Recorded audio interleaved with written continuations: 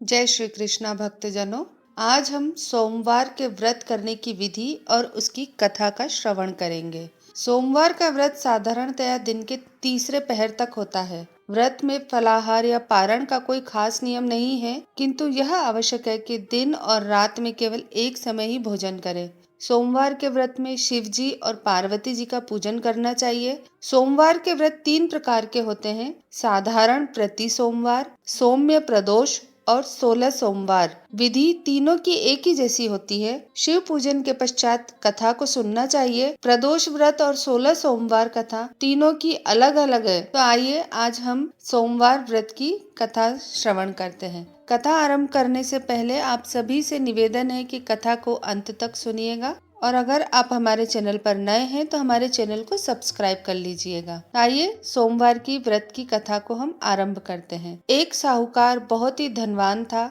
उसको धन आदि किसी भी बात की कोई कमी नहीं थी, परंतु पुत्र न होने के कारण वह अत्यंत दुखी था। वह ऐसी चिंता में रात दिन रहता था और इसलिए वह पुत्र की कामना के लिए प्रति सोमवार को शिवजी का व्रत और पूजन किया करता था। सायंकाल को शिवजी के मंदिर में जाकर दीपक जलाया करता था। उसके इस भक्ति भाव को देखकर एक समय श्री पार्वती जी ने शिवजी से कहा कि हे महाराज, यह साहूकार आपका अनन्य भक्त है और सदैव आपका व्रत और पूजन बड़ी श्रद्धा से करता है, अतः इसकी मनोकामना आपको पूर्ण करनी चाहिए। शिव जी ने कहा, देवी पार्वती जी, यह संसार कर्म क्षेत्र है। जैसे किसान खेत में जैसा बीज बोता है वैसा ही फल काटता है, उसी तरह इस संसार में जो जैसा कर्म करता है वैसा ही फल भोगता है।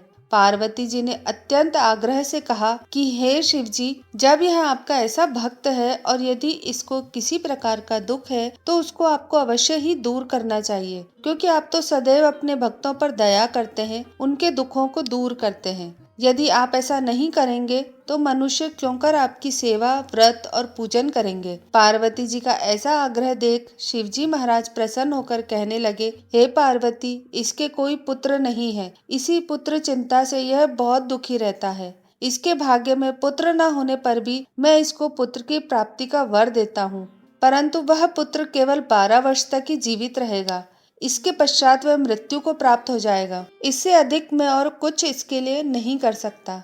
यह सब बात साहूकार सुन रहा था। इससे उसको न कुछ प्रसन्नता हुई और न ही कुछ दुख हुआ। वह पूर्ववत वैसे ही शिवजी महाराज का व्रत और पूजन करता रहा।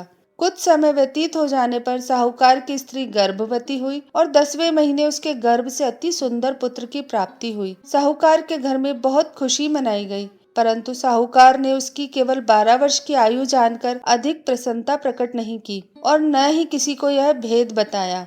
जब पुत्र 11 वर्ष का हो गया तो बालक की माता ने उसके पिता से विवाह आदि के लिए कहा, परंतु वह साहूकार कहने लगा, मैं अभी इसका विवाह नहीं करूंगा और काशी जी पढ़ने के लिए भेजूंगा। फिर उस साहूकार ने अपने साले अर्थात बालक के मामा को बुलाया, उसको बहुत सा धन देकर कहा, तुम इस बालक को काशी जी पढ़ने के लिए ले जाओ और रास्ते में जिस जगह भी जाओ वहाँ यज्ञ, दान तथा ब्राह्मण को भोजन कराते जाओ।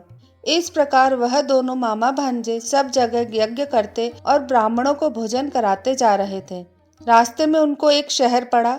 उस शहर के राजा की कन्या का विवाह था और दूसरे राजा का लड़का जो विवाह के लिए बारात लेकर आया था वह एक आंख से काना था। लड़के के पिता को इस बात की बड़ी चिंता थी कि कहीं वर को देखकर कन्या के माता पिता विवाह में किसी प्रकार की अड़चन पैदा न कर दें। इस कारण जब उसने अति सुंदर सेठ के लड़के को देखा तो मन में विचार किया कि क्यों न दरवाजे के समय इस लड़के से वर का काम ले लिया जाए। ऐसा विचार कर राजा ने उस लड़के और उसके मामा से कहा तो वह राजी हो गए और साहूकार के लड़के को स्नान आदि करा, वर के कपड़े पहना दिए तथा घोड़ी पर चढ़ा दरवाजे पर ले गए और बड़ी शांति से सब कार्य हो गए। अब वर के पिता ने सोचा, यदि विवाह कार्य भी इसी लड़के से करा दिया जाए तो क्या बुराई है। ऐसा विचार करके उसके मामा से कहा, यदि आप फेरों और कन्यादान का काम भी करा दे तो आपकी बड़ी कृपा होगी और हम इसके बदले में आपको बहुत सा धन देंगे। उन्होंने स्वीकार कर लिया और विवाह कार्य बहुत ही अच्छी तरह से हो गया। परंतु जिस समय लड़का जाने लगा तो उसने राजकुमार की चुंदड़ी पर लिख दिया था कि तेरा विवाह तो मेरे साथ हुआ है, परंतु जिस राजकुमार के साथ तुमको भेजेंगे वह एक आंख से काना है और मैं तो काशी जी पढ़ने जा रहा हूँ। उस राजकुमारी ने जब अपनी चुंदड़ी पर ऐसा लिखा पाया तो उसने राजकुमार के साथ जाने से इनकार कर दिया और कहा कि यह मेरा पति नहीं है, मेरा विवाह इसके साथ नहीं हुआ, वह तो काशी जी पढ़ने गया है। कन्या के माता पिता ने अपनी कन्या को विदा नहीं किया और बारात वापस चली गई। उधर सेठ का लड़का और उसका मामा काशी जी पहुंच गए। वहां जाकर उन्होंने यज्ञ करना और लड़के ने पढ़ना शुरू कर दिया। जब लड़के की 12 वर्ष की आयु हो गई तब एक दिन उन्होंने यज्ञ रच रखा था। उस लड़के ने अपने मामा से कहा, मामा जी आज मेरी तबीयत कुछ ठीक नहीं है। मामा ने कहा, अंदर जाकर सो जाओ। लड़का अंदर जाकर सो गया और थोड़ी देर में उसके प्राण निकल गए। जब उसके मामा ने आकर देखा कि वह तो मुर्दा पड़ा है तो उसको बहुत दुख हुआ और उसने सोचा कि मैं अभी रोना पीटना मचा दूंगा तो यज्ञ का कार्य अधूरा रह जाएगा। अतः उसने जल्दी से यज्ञ का कार्य समाप्त कर ब्राह्मणों के घर जाने के पश्चात रोना पीटना आरंभ कर दिया। संयोगवश उस समय शिवजी महाराज और पार्वती जी उधर से जा रहे थे।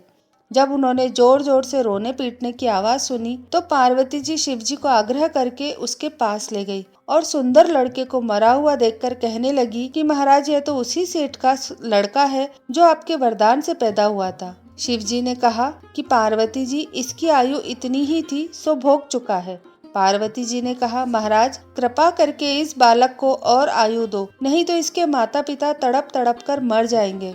पार्वती जी के इस प्रकार बार बार आग्रह करने पर शिवजी ने उसको वरदान दिया और शिवजी महाराज की कृपा से लड़का जीवित हो गया। शिव पार्वती कैलाश चले गए। तब वह लड़का और उसका मामा उसी प्रकार यज्ञ कराते हुए अपने घर की तरफ चल पड़े और रास्ते में उसी शहर में आए जहाँ पर उस लड़के का विवाह हुआ था।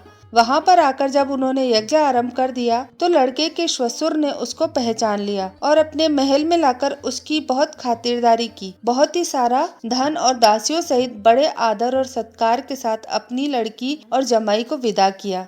जब वह अपने शहर के निकट आए तो उसके मामा ने कहा, पहले मैं तुम्हारे घर जाकर खबर कर आता हूँ। उस समय उसके माता पिता अपने घर की छत पर बैठे हुए थे और उन्होंने यह प्रण कर रखा था कि यदि हमारा पुत्र सकुशल घर आया तो राजी खुशी नीचे आ जाएंगे, नहीं तो छत से गिरकर अपने प्राण दे देंगे। इतने में उस लड़के के मामा ने आकर यह सारा समाचार दिया कि आपका पुत्र आ गया है, परंतु उनको विश्वास न आया। तब उसके मामा ने शपथ पूर्वक कहा कि आपका पुत्र अपनी स्त्री तथा बहुत सारा धन लेकर आया है। तो सेठ ने बड़े आनंद के साथ उनका स्वागत किया और वह बड़ी प्रसन्नता के साथ रहने लगे। इस प्रकार जो कोई भी सोमवार का व्रत धारण करता है अथवा इस कथा को पढ़ता या सुनता है, उसके दुख दूर होकर उसकी समस्त मनोकामनाएं पूर्ण होती है और इस लोक में नाना प्रकार के सुख भोग कर अंत में सदाशिव के लोक की प्राप्ति हुआ करती है। बोलो हर हर महादेव, पार्वती पते हर हर महादेव। तो भक्तजनों, ये थी हमारी सोमवार व्रत की कथा। आपको हमारी ये कथा कैसी लगी हमें नीचे कमेंट करके जरूर बताइएगा। इस वीडियो को अपने परिवार और मित्रों के साथ भी शेयर करिएगा। वीडियो अच्छा लगे तो इसे लाइक करिएगा और चैनल को सब्सक्राइब जरूर करिएगा। धन्यवाद।